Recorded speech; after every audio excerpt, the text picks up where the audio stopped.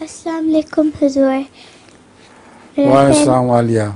मेरा पहला सवाल ये है कि जन्नत माँ के पाँव के नीचे होती है, फिर बाप के पाँव के नीचे भी कुछ होता है? बाप के पाँव के नीचे जूती।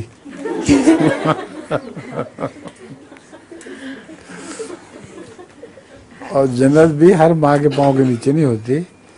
बाज़ माएँ जो बुरी हों उनके पाँव के नीचे तो जहन्नम होती है। इसलिए जन्नत पाँव के नीचे से मुराद ये है, कई बातें मुराद हैं।